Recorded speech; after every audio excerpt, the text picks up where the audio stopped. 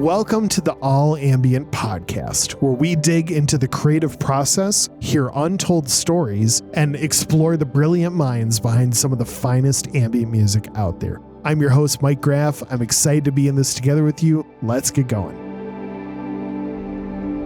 Welcome to another edition of the All Ambient Roundtable, everyone. Great conversation was had. We went into extra innings with this one, and it was an absolute joy to do so. Kirk and Marshall were here for the roundtable, but our fourth member this week was none other than Jameson Nathan Jones. Nathan is no stranger to the podcast. He brings such a unique element to the world of ambient cinematic music. His approach always floors me every time we talk, and the moment we started launching into things and having some fun, we just kept going and going. So please enjoy this mega-sized episode of the All Ambient Roundtable.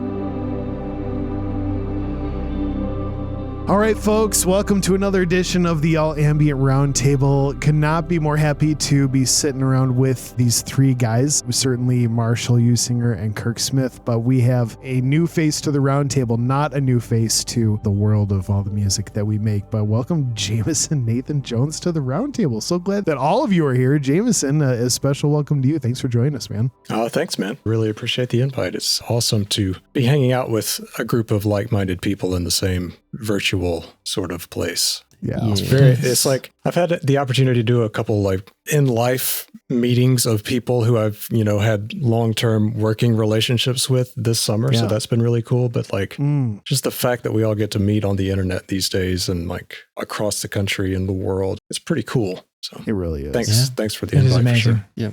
Awesome. Oh, so glad you're here, dude. Not to commandeer the conversation with Nathan's stuff, but man, I just saw recently, just at time of recording this episode, you just did some crazy stuff up in Cleveland, right? You were working. Can you tell me a little bit? Tell us all a little bit more about the project you were just working on? Yeah, sure. Honestly, Joel Negus, I don't know if you guys are familiar with him. He's been building what he called the Cleveland Scoring. I think it's just called Cleveland Scoring. I should really have done more research on this before I went on and talked about it, but he's building a really cool thing. Good. Basically, they bought a theater and have turned it into a scoring stage and recording studio. And it's incredible. And he invited myself and Snakes of Russia, who is an LA-based artist who does death beats, he calls them. I'm sure you may have come across his stuff in the past, but he's awesome. Nice. And so we just went up there, and I didn't realize that Cleveland has one of the top 5 symphony orchestras in the U.S.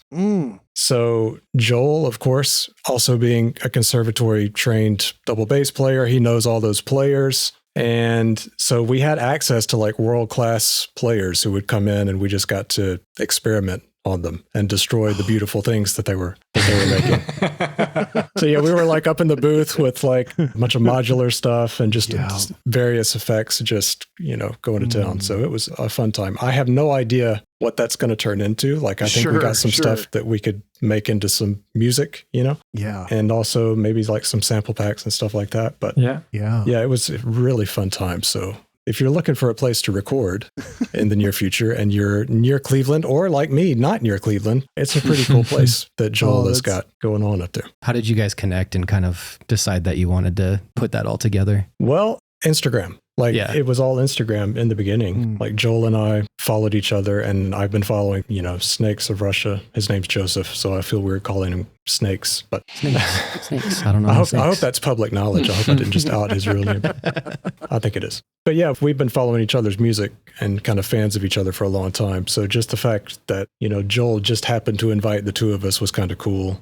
Nice. And yeah, it was really a lot of fun, and kind of like what I was just talking about, the fact that we've all been able to make these connections that we would not have otherwise, for all of the sort of negativity that we can feel about social media. That is a pretty cool side effect, and a pretty cool direct cause of just being so connected with like-minded people that we would not have met otherwise.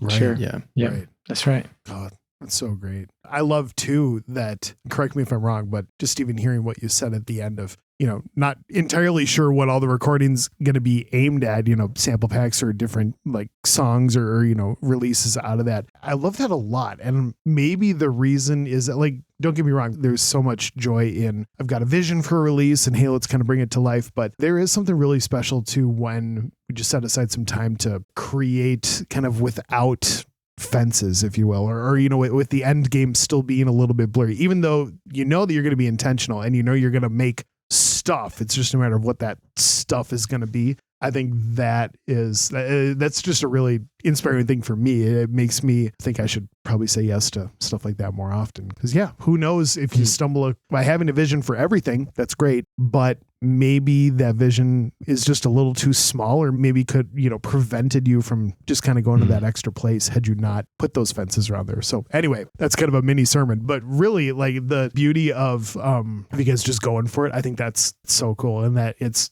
very inspiring. So well done.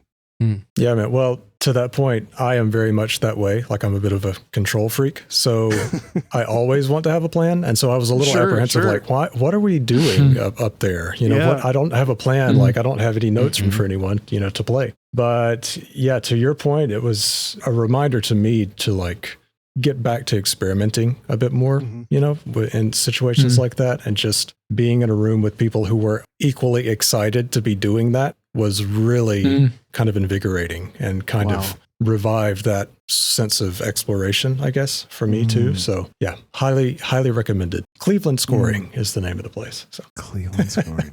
Joel will let you in. He will. It's like reminds me of, and I'm sure reminds maybe some of you guys of just like the days of being a kid and being in a band or something when you're trying to write and there's 4 other people standing in front of you. You have your guitar and you're kind of like, what if I play this? Does anybody like this? But I mean, I would say Mike is the only person here, I've got to play music within person in that kind of setting where like it can feel like there's pressure, right? Like there's expectation to either come up with something or feel like you're not just wasting your time. Yeah, I'm a super intimidating person, really. But in my experience, and it sounds like in this one for you too, Nathan, where it's like letting your guard down a bit can be very just relaxing in a way, rejuvenating, like can help you kind of like shed some of that maybe anxiety about what we do and all these things behind it. It's just about like getting back to being in a room with some other people and kind of making sounds or making music and whatever happens. But it's like, that's kind of an amazing thing, right? To meet the guys we've met online and then be in the same room and be like, okay, let's mess with our instruments and we don't have to worry about what we're posting on Instagram right now and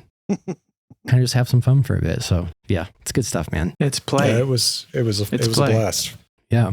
It changed, like even since I've come back from that trip, I've gone back to like taking a day out of the week, or I'm planning to go back. I've only been back for a week. So I'm planning to go back to just having a day a week where I just set it aside for sound design and just for playing around with stuff without any end goal in mind, which is what I used to do. And then I built up this big library of stuff, sounds that I used. But I've been so focused lately on like maybe going back to my more traditionally minded composition roots and just writing a lot of solo piano music and stuff like that, that you kind of lose that muscle. It's a muscle on the sound design side as well. So I wish there was a way to do everything all the time, all at once, but I have these different periods where I'm focused on different things. Baby. Yeah, exactly. Right. I think that's great though, because it's sometimes you can't do everything all the time. But I think doing something like what you're doing, having an intentional, whether it's a day or it's an intentional season or it's an intentional time where you're giving it to essentially improvisation, because I think play is improvisation, but I think a lot of times sound design is improvisation because it's like you're making things up that weren't there before, and I think we kind of do that, and then we have our little bag of tricks, and then it's like, I like playing with these, but then you're like, okay, I know what all these do, so maybe I should start a new season of just playing around and improvising, whether it's musically or sound design. And I feel like I'm in a place where I'm not really feeling in a compositional mood right now, but I think if I were to spend, a couple days just like playing around, whether sound design or just improvising, I think that would be really beneficial and more quote unquote productive than trying to like get the next thing done. Yeah, I don't think whether it's, on my own, which is always fun, but especially with other people, I don't think there's ever been a moment where I've regretted the amount of time just playing around and turning knobs and just hunting whatever. Like there's never been a moment where I was like, man, I think I could have used that day differently. Like there's always some level of satisfaction that comes out of it. Something, you've arrived at a different place than when you started. And I think really the reminder to me in that is that kind of what you were saying, Nathan, like I should probably just do it more often, just build it even more and more into the calendar. Cause I mean, that's such a life thing, right? Like if you don't plan it, it won't happen. But you combine that with how valuable it is when it does happen and how you just feel so productive. Maybe isn't even the best word, but it's like you just feel like reminded of why you do it in the first place, and you got this whole new again, productive in the sense of I have new ideas, but it's also just like the lifeblood of the new ideas and how that just like all of a sudden there's this whole new thing that spurns right out of you in that. And yeah, I've never been dissatisfied with that choice on how to use time, so that's a great reminder for sure. Yeah. Oh, so good. I think to Joel's credit, the most kind of invigorating thing is the best way I could describe it. Was his reaction to like what me and Joseph would be doing. Yeah. And, we'd like find something on whatever synth we were working on or whatever processing we were doing in real time in the sound booth. And he'd be like, oh, and that was and that made us both excited, and we were just like kids. It's just what you said, Kirk. It was play. And yeah, it's kind of weird that we say we kind of have to plan to be spontaneous. Isn't that a bumper sticker, or is that something super cliche? I'm going to get that on a t-shirt. It's not yet. It should be. Yeah. Right. Yeah. On some yoga pants somewhere, I'm sure. Yeah, you kind of have to, because if you don't, you just kind of in the mundane routine of everything, you just forget, you get busy with other stuff. So yeah, it was a great time. Oh, that's amazing. It's great. I love it. How crazy would it be? I'm thinking through some of the ideas that we've, kind of loosely talked about in the past, but if we just rented some like bonkers sized Airbnb for the week, and whether people were able to come in for like 2 days or like all week or whatever semblance of that, and we just had like multiple rooms where there was just like you could just bring whatever random, whether it was instruments or whether it just like I really don't even know. There'd have to be some kind of fences around it, but also just like the ability to get a whole bunch of people together to just do what we do together, and then just eat some good food and hang out and just share stories and all that would be so awesome. But man, like again, just to facilitate those things, like there's really nothing stopping that. I mean, you pay a little bit for a place and you just try to find a spot on the calendar that works. And, I'm really good at saying yes to stuff that's 6 to 9 months from now, because then you kind of make the rest of life work around it at that point. But man, I've got this thing, even if it was like a standing week a year, that again, it's just like whoever happens to drop by, here's just the place that it's going to be, the Slow Echoes Blue Valley, just whatever. Like it's just the label house for gosh, that could be so cool. Could be really cool. And again, like there's probably cool music. There would be like releases and things that would come out of it, but even more so like for us to just feel, for all of us, whoever comes to, to walk away like Nathan did, there's just that level of recharging. There's that level of, how satisfied you are from playing again as a kid. And that's, love it. With something like that, I think it would be great for it to be like partly a materials gathering or a sound mining, sound hunting, exploration type thing, where it's like, maybe people are writing actual pieces during the time, but I feel like a lot of it would be like what Jameson did as far as like playing and hunting and being inspired and trying things. And as long as things are captured and, labeled and organized, then everybody can kind of go home with their little treasure and then turn it into something, polish it and cut it and put it on a ring after they hunted their little jewels. I think that's amazing. That sounds cool to do that. And, people could write actual pieces also. It's like when you're swimming in the creativity, you might stay up late one night and then just write this thing. And it's like, oh, that only took 15 minutes, but instead of like all day, because I've been swimming in the sea of just music, so I think those things would happen too if people were doing it, Yeah. I was just gonna say, dreaming of all like everybody kind of in different rooms and like, you know, Nathan and Ben over here. And I just could imagine like the chaos creator himself, Chris Bartels, like just walking from room to room. Oh my and gosh. just like, I'm just gonna like snip your guitar string, or I'm just gonna replug He'd walk this out of there into with like this, two. He'd or walk I'm out of there with just like two gonna, LPs. Like detune that. I know, Oh, for right? sure. But here he just like creates all this chaos, and then we're like, what are you? And then you walk away from it, you're like, right, yeah, that's literally what brought this whole recording from this level to this way better level. Is just Chris creating 2 all sorts LPs of- that he would release under 6 different monikers.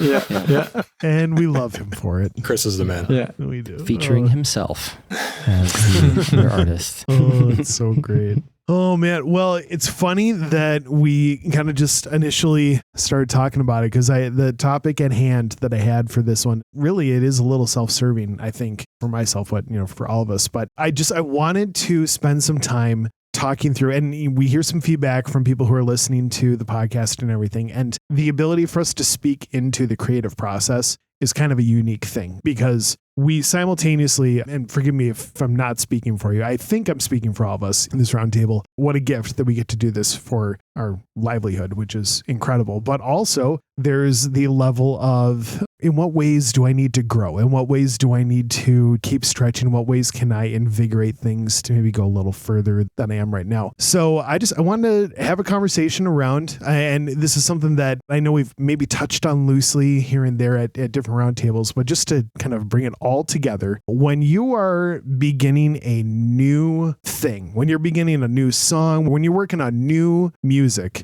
where do you start? Like, just where do you start is the best way to ask it. I don't want to put too many limits around it because I think there's, you know, are you starting idea formatting? Are you starting the recording process? What does that look like? But yeah, I'm fascinated by this for a boatload of reasons. And I think a lot of them have to do not only, you know, again, kind of self-serving, but I simultaneously want to keep honing, you know, like my sound, like I know that I sound like how I sound, and that's a good thing. And I want to keep refining that, but I also don't want to put limits around what that might continue to grow into. So to try to balance that beam is something that I'm always trying to do. So that's a big part of it. But also, like I always, and this is probably a soapbox I've preached on before, but I love how all of us can come from all these different angles and yet still make this beautiful thing called music in the middle. Like you can come from such a different angle and such a different mindset and such a different process and still create this thing that a lot of us think is just so beautiful. And so I'm encouraged by that. And yeah, I think it's great for us to kind of share some ideas and share some different processes. And there literally is no wrong answer in this. Mm-hmm. Certainly the four of us being able to encourage each other. But yeah, then for this to multiply out and for all the listeners to, you know, just take that one little, you know, new nugget or a couple ideas and for that to just catalyze a whole thing that they're going to go launch into. I think that's a big deal. So yeah, when you're working on new music, where do you start? I feel like firstly, it's a good opportunity to plug our dear friend Kirk's studio class. Why don't you go into that a little bit? Cue funny. The reel. Cue the ad reel. I'm joking. I'm just joking. You start talking and I'll like well, yeah. Sponsored by Kirk's for a limited studio, time only. Whatever that in the thing next is called again. 3 hours. Whoever signs up.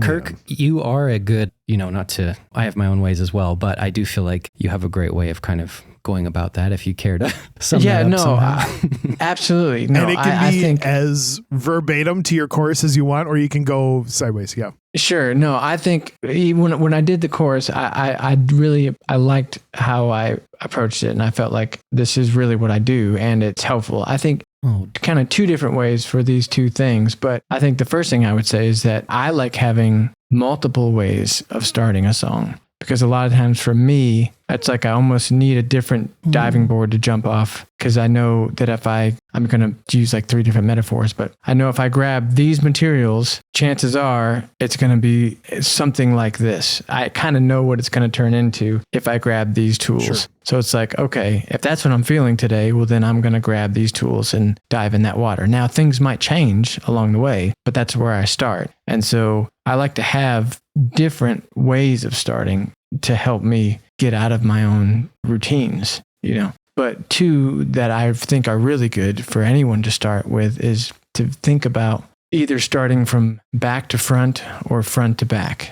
Meaning, if I'm starting from back to front, then I'm essentially creating some type of drone soundscape. It could be just like the one of the song. So if the song is in the key of C major, I would do just a drone in C. Or if I want, I could do the C and the G, and that's still kind of nebulous as to what key it is. If I know I'm feeling happy, I will do it in C and do the third, an octave up or something, and have this big spread triad that's just kind of resonating in and out. And now I have something besides a blank page.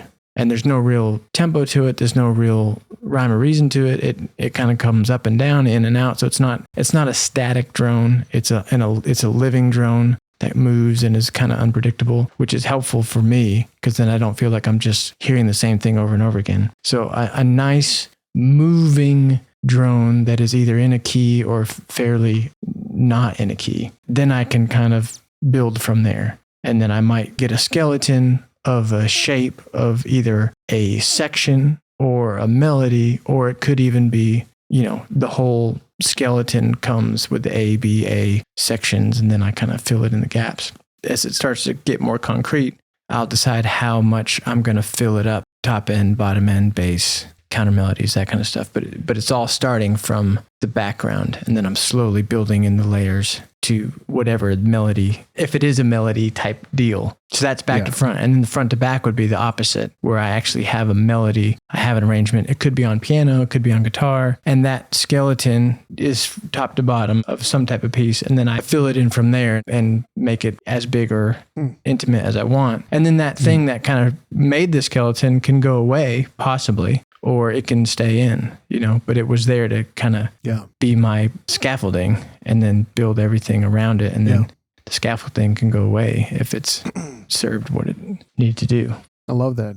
Can I kind of push back on you just a little bit? Please. Awesome. Not in a challenge at all of anything you do. Like, I love that approach. When you approach that front to back or back to front, even go a little bit earlier into the creating process for me. Like, are you already sort of forming ideas on what you want to do? Are you already like, I think I need to release a blah, or sure. Is it really more of and I love the beauty of, there can be that practical, like, I think I want to do this, or you're kind of casting the vision, but then also, kind of to the tune of what we've already been talking about is just sort of being like, hey, I'm literally just going to start playing around, even with that, like a front to back model or a back to front, and let's just see what happens. Let's see what inspires. But like, just from your heart, where do you find yourself doing one more than the other, or do you balance that, that scale well, or what does that look like for you? Well, what I like to do, I like to try to feel like I have a vision, a project, even like a name for something, or maybe it's something I'm reading. I've been reading a book on this and it's making me think about that. And I like to actually have an idea so that I'm not just groping in the dark. Yeah. But I don't know what it's going to sound like. But I like that to give me kind of a bucket to put things in. And then it's a place where I'm like, it's probably going to be 4 or 5 things. If I don't want them all to sound the same, I probably need to start them from 3 or 4 different locations, or 3, one I need to do back to front, one front to back, one I need to do piano focused, one I need to do sound design focused, maybe one I need to not have a tempo at all. And one is going to be a little bit more tempo based, so I have these different directions to come from so that I can surprise myself. And so I think that's helpful for me. I like to have kind of a vision, and then I like to have a couple different approaches. But a lot of times I'll use the same basic materials so that there's cohesiveness, and then I'll try to add in something surprising to make each thing itself, whether that's a chord progression, a sound, a melody, whatever it is, a structure, a time signature, just ways to switch things up that keep me interested in the process. Yeah. And that's why I love what you guys were talking about earlier as far as just sound design, because I think a lot of us got into this as exploring sound design as composition. And the more that we do that, I think the composition almost starts to write itself when we go back to like, oh, what would happen if I took this and put it over here and did this? And all of a sudden you're like, oh, wait, like this is almost something that's done. I just need to kind of tidy it up a bit. I love every bit of your heart and your approach on that. That's awesome. I mean, we don't have to do this classroom style. Marsh, you want to go, or Nathan, you got anything to interject? Or let's keep going. I like some of the things I was picking up on what Kirk was talking about, and the stuff that I observed in Kirk's course, which I did purchase as well, just so everyone knows, because I wanted to feel like I need to get a little better at what I'm doing over here. But we all do. Kirk, you're a leader, fearless leader. I like the approach of having maybe some limitations to work within. I say this out loud, but it can be difficult to do because I feel like a lot of times, right, you might open a session, maybe you have limitations in mind that you want to work with, but then you get caught up messing with plugins and you guys know how that goes. And then all of a sudden you're down the rabbit hole, 3 hours later and you don't have much. But I like having some limitations of knowing what I'm going to do ahead of time. For me, this can be good when it comes to if I'm specifically working on more things in the realm of ambient music and what we do, or if I'm working on something for a client that's more corporate or compositional based, then at least I know I'm, do I have my guitars and what I'm working with there? I feel like for the sake of this question, maybe just something helpful on like the compositional side is something I used to do a lot of is if I found myself in, maybe a key I wanted to work within, or kind of either what key, or I found like maybe a pad or a sound that I liked, I would just lay down a drone on the one or the tonic, and I would just either record that drone for 3 to 4 minutes if I was using a synth or something, or, if I'm using more often than not was probably Omnisphere and just for quick purposes, and have something on the one so that's in the key of the song, because that gives me just a, something sonically coming out that's not just blank space in the session. And then I would usually build a pretty easy, again, we're talking like compositional here if we're doing things that are more, along those lines, not specific to soundscapes, like would find like an easy 4-chord progression that I could work around and, lay that down across some measures, and then kind of I would start building on top of that. And usually how that would go is I would find kind of a melody that I liked, or maybe a tone that I thought was nice. And it's almost kind of like I feel like there's something similar to how Kirk was saying it to me, but it's almost like you're hearing the end result in mind and you're kind of working backwards with those pieces. So I find this chord progression that I like, but now I'm pushing that back, until whenever I feel like there's the right moment for that. And now I'm using this simple piano melody to start the piece or whatever that might look like. And then once I would get those like 2 elements, like some chords and a melody, then it was just building texture and ear candy and how does the piece flow. And then if, I used to do, for people who don't know, which I know I've said before on this podcast though, but I used to do a lot more corporate and kind of like client work than I do now. Yep. So it was a lot of like, okay, now we have to build in these transitions that I know they will want, or you have to build in, a swell into the next part. And so it's almost like a formula in that sense.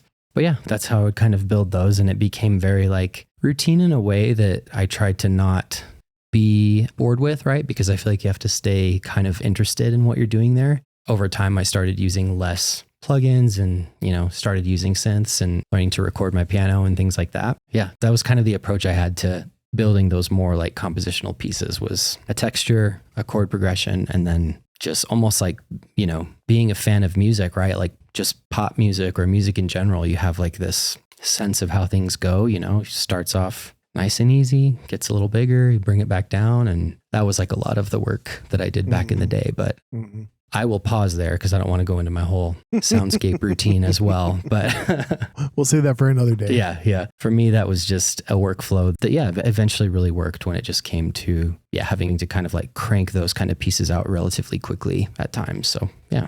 Yeah.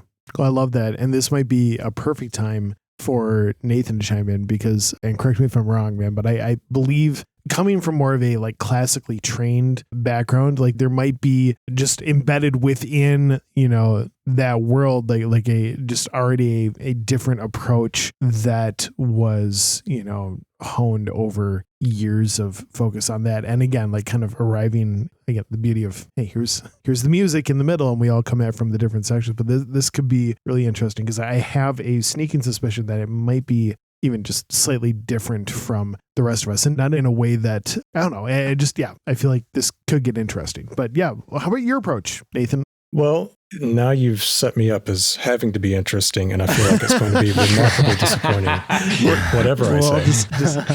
No, what I actually do now is I think, would this make a good YouTube thumbnail? And then I write my song based on, start out with a YouTube title. Right, exactly. That's funny because it's true. It's like, how can I, get those clicks, baby. Come on. No, yeah. I definitely, for what it's worth, and we'll just plug you like crazy. Like your YouTube channel, Nathan, is just, I mean, you're a funny dude, but also like just, you do a great job bringing some awesome content into the space where if anyone were to ever argue, like there's just so many people doing it and there's nothing left new to, like you just, I love your fresh voice. It just feels really honest, sure. and also really, you're a really intelligent dude, but also really creative, and the kind of the blend of both of those is really special thing. So go, all of you out there, go check out and we'll put the link in the show notes, but just look up Jameson Nathan Jones. I'm sending you that Venmo payment now. Yeah, you're totally right. I definitely, and of course, I judge no one based on their prior experience. Like that's one of the things that bothered me about the classical world was there was such a snobbishness about it. And it's why I kind of left that arena. So I don't, look down on anybody's process. However you want to do it, it's totally fine. But I do think that I think about things a little differently having come from that. And it took me so long to get to a point where I could just experiment without any sort of feeling like, and I hate to use the word rules because that really wasn't it, but you learn so much theory that then you're like, okay, I know what this is. I have no idea how to use that creatively now. Right, like that's doing nothing for me creatively. I know how to analyze stuff, but I don't know how to apply that to a creative process. And it wasn't until I actually I did study some composition in my master's degree, and my composition teacher opened me up in that way of being like, he used to say that music theorists are like the forensics of the music department. He said they need a corpse to analyze. He's like, we're not interested in analyzing corpses. We're interested in the creative aspect of composition. So I was like, okay, this guy seems cool and a little scary. And he was both of those things. Yeah, that's awesome. So yeah, when it comes to, it's very dependent on what kind of track I'm starting as to what the process is. If it's more built around sound design, which I have gotten very into over the last 10 years or so, if it's more around that, I will typically start with something. I like to use hardware just for the same reason Marshall was saying, having some sort of limitation where you don't get sucked into the plug-in world and just like have everything at your disposal all the time is the worst thing ever.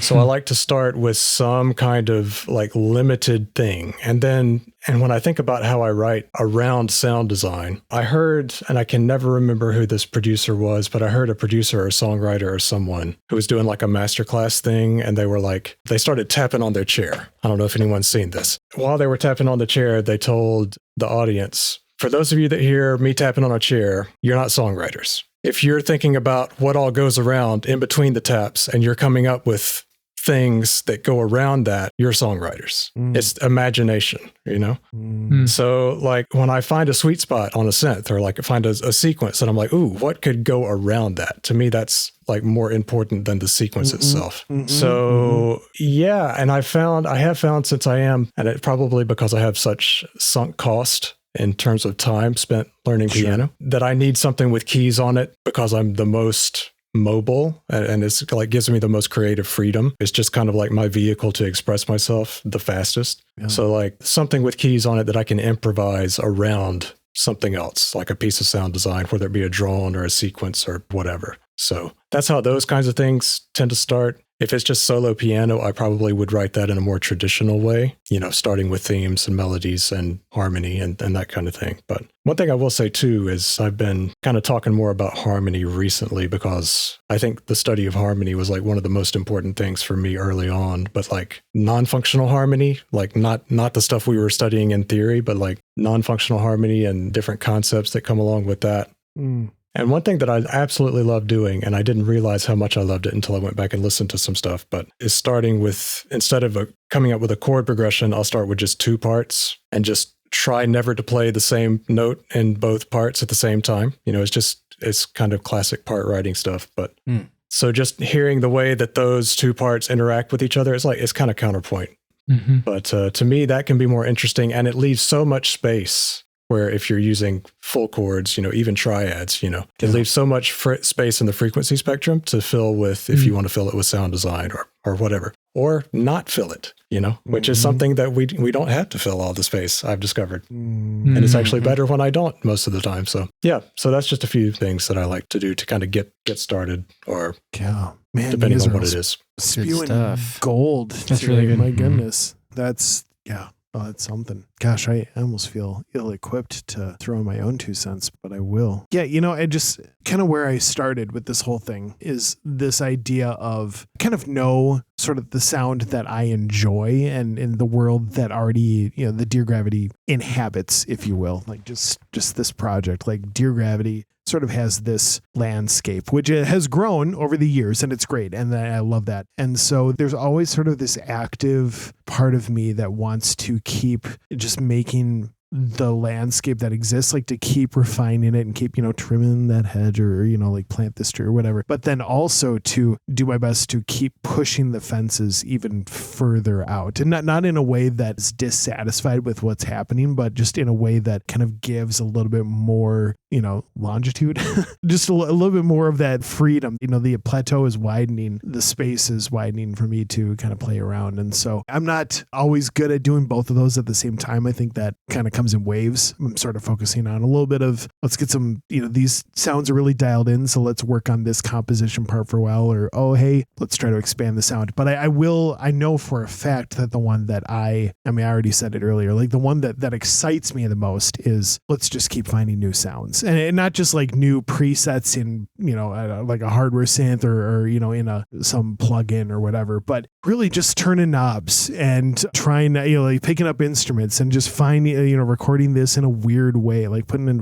a microphone in front of something that should never have a microphone in front of it. And then what can you do with that? It's kind of my own elementary version of Brian Eno's oblique strategies, right? Where he's just the thing like today, play a note wrong or whatever, like just something that just sounds like it's just a really simple sentence. But like if you just play something wrong, and then like, how can that be kind of woven into everything you do? I need reminders like that. And so I'm trying to bake more of that into my workflow. But I think if someone were to ask me the question, like when doing new music, where do you start? It's almost, not a total 100%, but 98, 99% has to start from this place of like, I've stumbled upon a new tonality, a new something that I really like. Whether like I've been overhauling my guitar pedal board recently and doing just some weird stuff with it. And the whole idea behind that, really, it wasn't that the way that it has been is bad at all. I'm really satisfied with how it has sounded for quite a while. But I just, my new, little semi-oblique strategy to myself was just, okay, if this sounds the way that Dear Gravity's guitar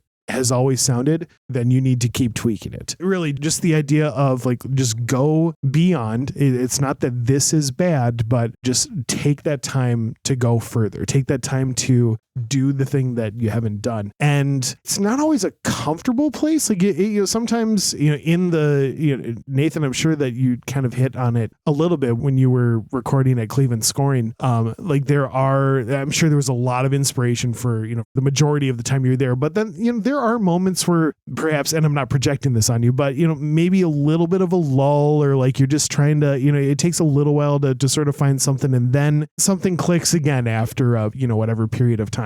It's not as though it is just this, crank open the fire hydrant and it's just clapping you with, this onslaught the entire time. yeah, I almost need more of a rule that I've given myself or that somebody else has given me to sort of just get into motion. And then it might be a little bit of time, or it might be a longer time. But if nothing else, I've taken the time to monkey around with things. And honestly, sometimes like if I'll be working on getting a piano to interact really well with this sort of pad atmosphere that I want to do. Like if I spend a good chunk of time on it and at the end of that time, I just realize that it is just not working. Like I am not able to make those two meet. At this point, I've just kind of found that as like the cost of education, right? Like I'm not frustrated with it anymore. I think I allowed myself to get kind of mad that things weren't going smoothly or efficiently or whatever. And instead I'm just trying to look at it as like, man, I've just given my ear the last 60 minutes or, whatever it was. I've given myself the chance to hear a lot of things that didn't work super well, or they didn't rise to that level that I wanted them to,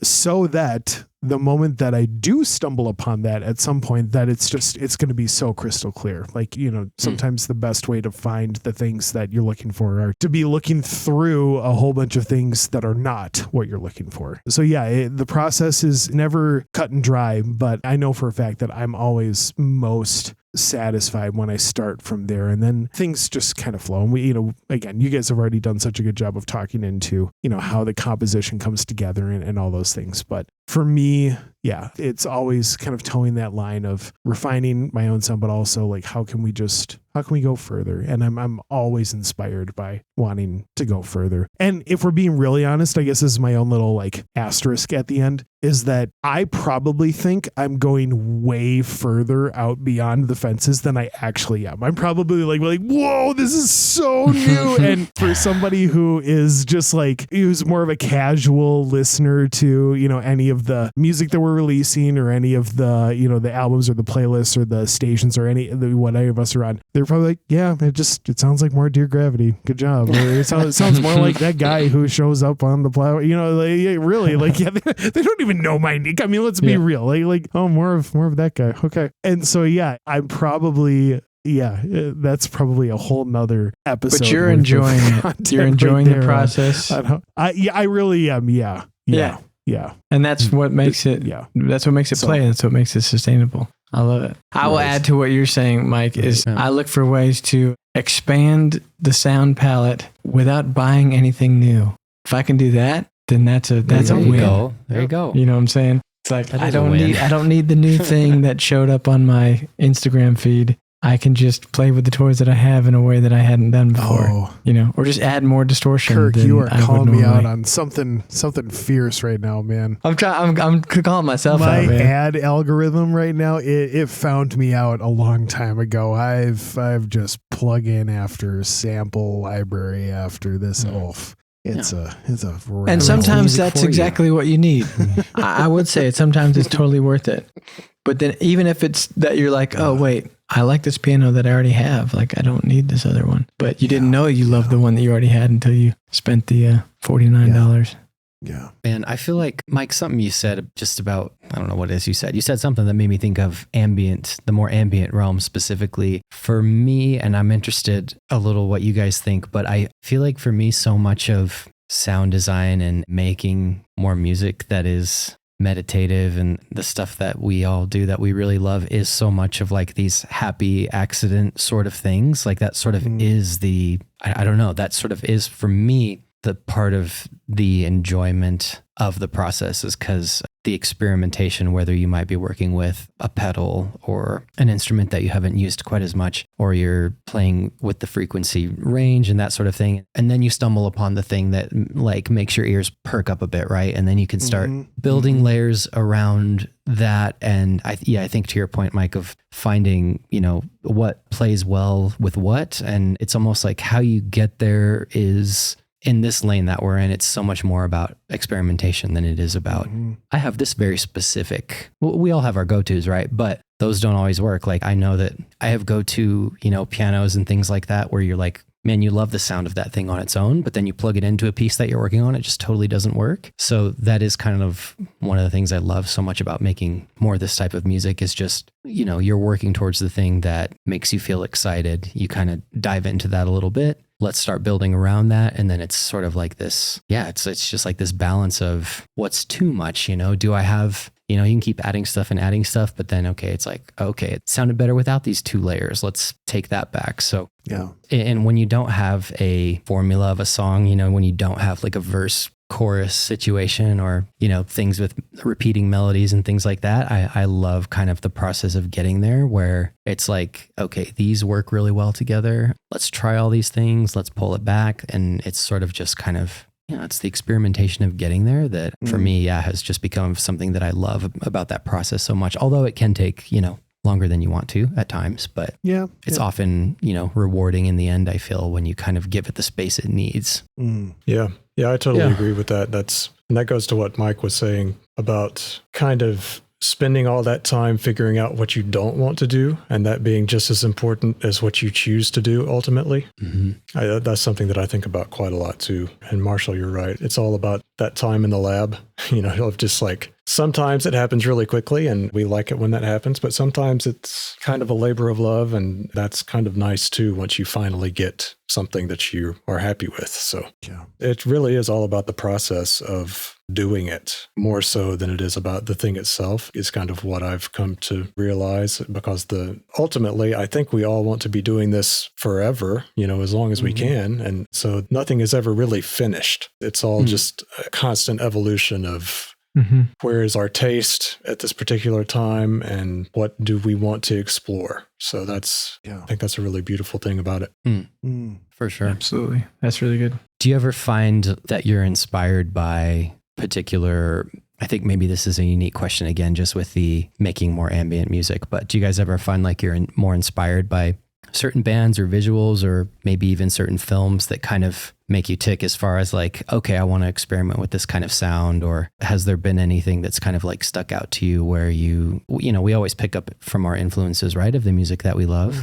Yeah. I'm curious if anything sticks out to you guys of like maybe a certain film or sound or band where that takes you to like a place of, okay, maybe this will help me experiment more or lend yourself more to a certain process kind of thing. That's a great question. I think I used to do that a little bit more than I do now. Yeah, there really is something about identifying some of those, whether it's the like specific sound or if it's sort of like if it's hinting at a whole world of sound that you haven't dove into it at all. And you're like, I gotta work. I need to spend some time just kind of going after this more mellow thing or this more abstract thing or whatever. Yeah, I think I used to pursue that a little bit more. At some point, and this is not I don't care what other people think sort of thing, but at some point, I think I just sort of got to the place where there were enough rules in place. Maybe that's a bad word, but there were enough things moving in place for me to kind of work on new music for Dear Gravity in a way that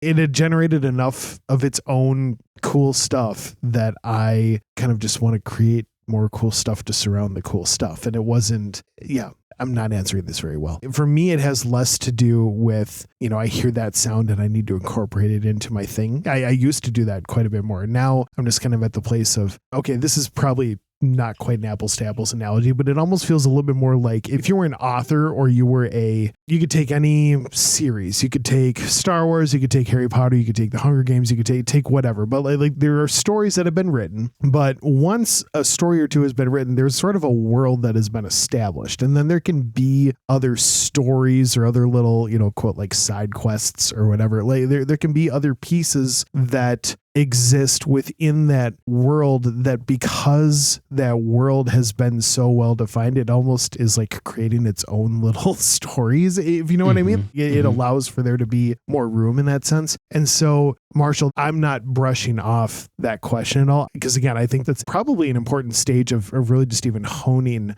one's idea on what a creative project is supposed to feel like or supposed to look like and sound like and all that. At this point, I think I want to just explore the side quests a little bit more and kind of let it form itself. But I don't mean that in the sense of I have no ability to derive inspiration from other, and in all the other projects that we all do and all, like I'm just, there's so much rad art out there right now. There's so much great stuff And it just bewilders me how many people, crazy talented people, are putting out just incredible things all over the planet. Mhm. But yeah, at this point, I want to try to honor what's happening and play around with it a little bit. And again, keep expanding and doing that. But yeah, does that answer the question? Maybe poorly? Yeah. No, I mean, yeah, it does. You're getting at a good point too, I think, which is if there are artists or people who make music who are listening who want to know more about your process, Mike, and or what that looks like for us. And I think there's a balance of being able to be inspired by things like that. And then there's a danger of letting it kind of mess with your own process a bit. Yeah. I feel like I used to get caught into that some, where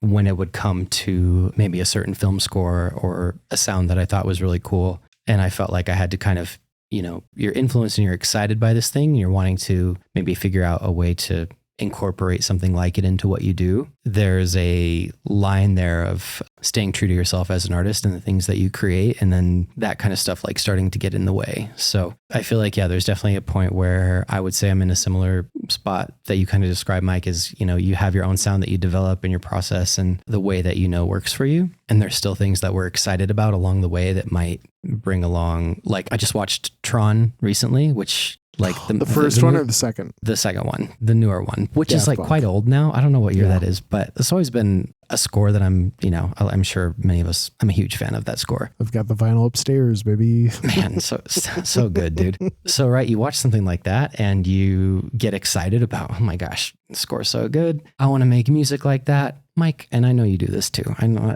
like where you want to have 60 projects going on. I want to go make music like the Tron score, but now I'm kind of getting a little bit distracted from the things that just fine sometimes. But all that to say is, I think maybe for the folks who might be kind of still discovering their sound or their process, like I would encourage to, allow yourself to be excited by those things that you really love, but also kind of like staying true to the things that feel more like you, rather than trying to, incorporate and work in these things that just don't feel like they're working. Mm-hmm. I've spent way too much time doing that. There's nothing more satisfying to me now than deleting an audio track that I've been trying to make work for like an hour and it's not working. Deleting it is the most satisfying thing. The hour is gone, but now that is away from me and I can feel okay about that, which did not used to be the case. So just a little tidbit, little encouragement there for anybody.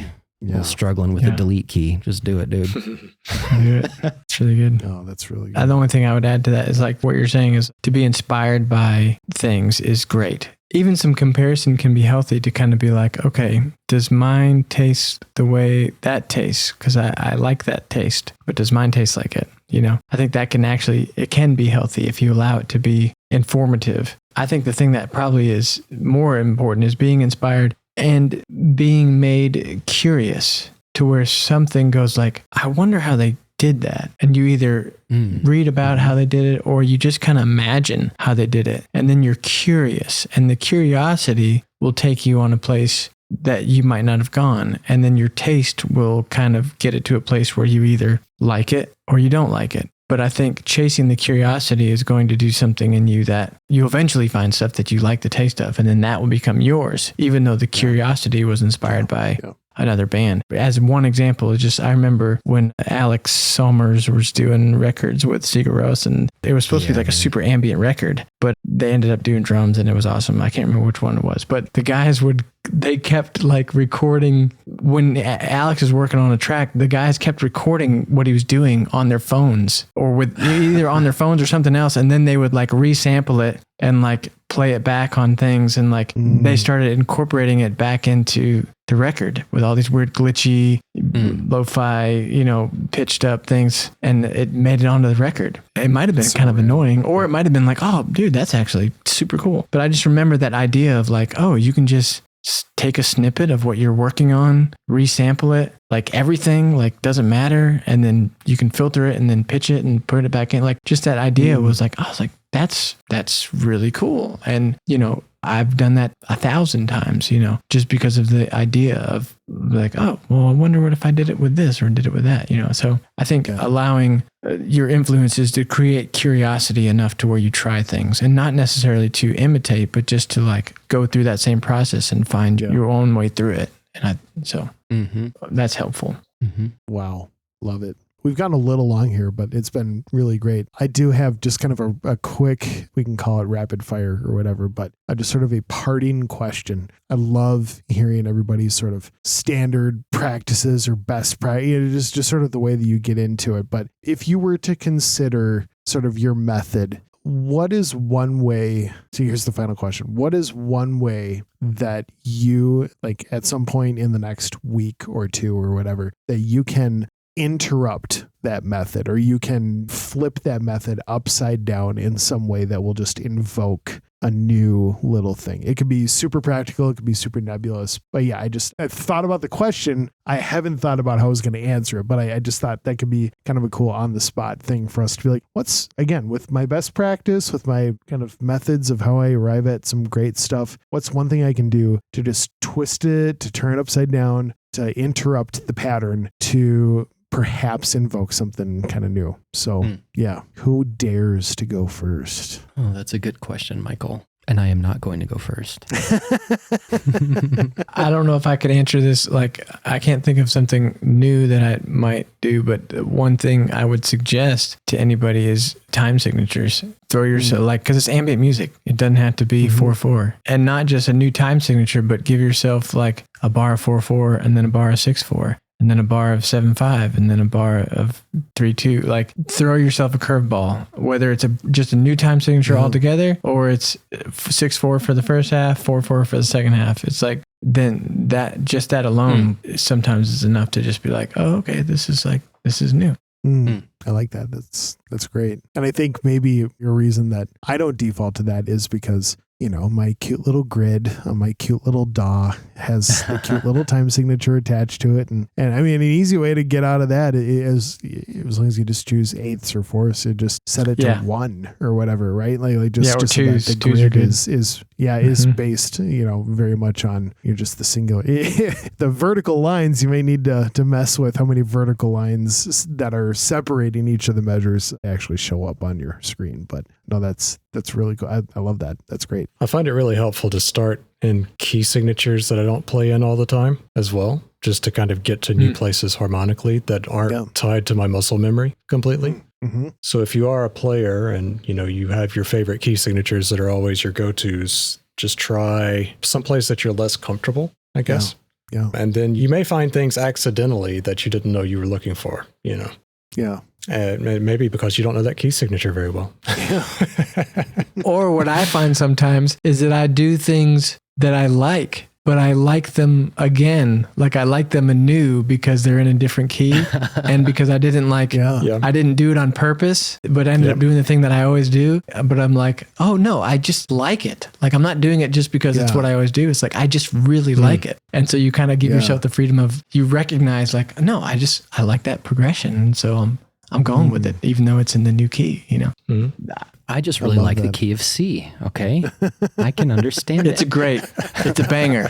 That's why all my songs are there. Hey, Marsh, I want you to go next, but I want to piggyback on that. I just made kind of an impulse purchase recently. Marshall and I are working on a post-rock project right now. And I've thought about a baritone guitar for a long time. So I've thought about, essentially like just a little bit longer scale of an electric guitar, and it's the same tuning, but the whole thing is dropped down 5 half steps. So it's tuned B, E, A, D, F sharp, B. You know, it is what it is. It's baritone guitar. And without getting into all the details of the project or whatever, there is something so satisfying about literally just sitting in my lap and like just watching my hand, kind of exactly what you just said, Kirk, like going to the same natural places that my hand goes to on guitar, but because it's in such a different register, I mean, Nathan, because it's in just that key that I'm not used to, the way that everything interacts in those like same formations but different frequencies that it takes up, it's the opposite of capoing up. It's like just chucking it way down. And I'm getting excited by things all over again. And it resonates in a really different way. And yeah, so funny how just simple, sometimes the simplest thing. I mean, literally both of you guys changed some time temperatures, changed some keys. Like it doesn't take a genius to dream up that idea, but then you think of, I look at, how much more creative output comes out from literally making that one tiny little tweak. It's flabbergasting that I don't do it to myself more often because it feels like a breath of fresh air. It's so cool. Anyway, Marsh, I got really excited about a guitar. My apologies. No, I like it. Excited to hear it, dude. I think for myself, this makes me recall our conversation when Chris was on a bit, because I know I kind of talked some on that episode about more limitation stuff and that kind of thing. Sure. But I think if I really want to feel like I'm not making a challenge for myself necessarily in a way that's like difficult, but to do something that's a little bit out of the box, for me, the things that come to mind is like, okay, maybe I'm going to try and do this piece with only one synth or one instrument, or like just an electric guitar and like not use a synth, and let me see like what I can do with that. If I kind of wanted to turn things upside down a bit, like that would be interesting for me to try. And I feel like there's also something nice about the simplicity of that can, in the right moments, prove some really nice results. It's just so easy to just get caught up like adding different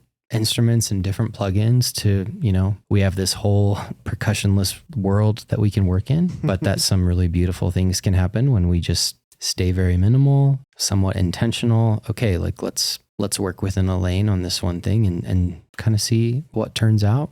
It's rare. I'm going to guess probably for someone more like Nathan, that's more of a common practice that yields very nice things, because I know that Nathan knows his tools very well and I respect that a lot about him. Mm-hmm. For me, it's much more easy to be like, let me start on this synth and now I'm going to add some sub bass synth and I'm going to do this other synth. And it's like, man, let's just work with this one thing and kind of see what we can make work with that. Yeah. And there's a lot of room there. So yeah. And I try to do that occasionally. I feel like more often than not, it's just easy to get distracted with shiny, exciting sounds.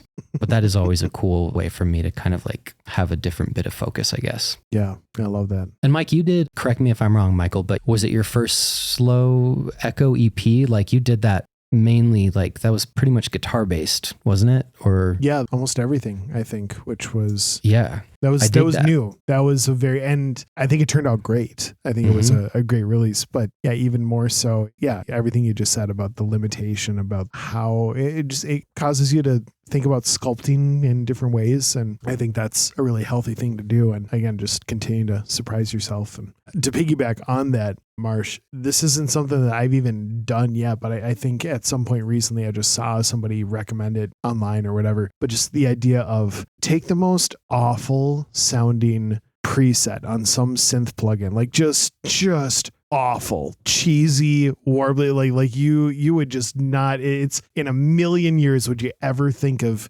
having that be like the center of a piece you're creating. And within that, like you pull out, here's your preset, whether it's on, like a piece of hardware, like actual, analog synth, or if it's, in the box, and you have to bend that thing into a place that you are truly inspired by and just like blown away by. And I think, you could go at that so many different ways, but it gets me back into the mindset of when you start chucking it through, saturators, when you start hitting it with, like you're filtering this, you're doing that, like, who knows? Maybe there's something about just that awful way that it pierces glass shattering frequencies. But when you hit it with a certain filter at a certain spot, it just kind of perks in a way that you never would have gotten out of another instrument, because you never would have dared to have another instrument that was hitting that crazy thing at that crazy time. It just, you know what I mean? It kind of ties in with what we were talking about earlier, Marsh, about the happy accidents and all that. But I think I want to try, because Lord knows there's so many great synths out there and so many great presets and so many great all that. Not even just, limited to synths. You can run all the different instruments, whether you're recording them yourself or whether you're like using somebody else's recording, sample libraries, all that.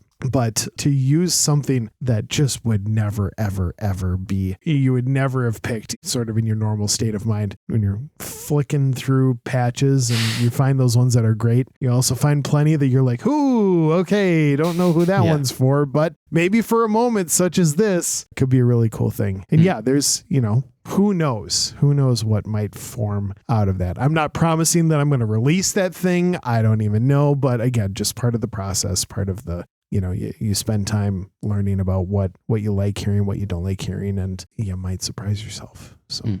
Yeah, I love it. Love all those ideas. You guys, man, I know we went a little long, but I don't think it was unwarranted. I think we just kind of hit a stride and wrote it. So I'm really grateful we did, and I'm really grateful for you. And man, it was a sweet time. Nathan, thank you again for setting aside the time joining us. You are always welcome. You are a part of the fam. I don't say that lightly. You're just a joy to be in this together with you. So thank you for being here. For sure. Thanks, you guys. Thanks, you guys are Nathan. great. Yeah, I really thanks, enjoyed Nathan. it. Awesome. Thanks all ya. What a sweet time together. We'll see you next time. Thank you for listening to the All Ambient podcast. Make sure you subscribe to the podcast so you can catch every conversation we have with all these incredible people who share the same passion. I'm looking forward to the next time, and I hope you are too. Can't wait to see you then, and until then, have an incredible day. Here's hoping this music and the heart behind it makes your day and life that much better. We'll see you next time.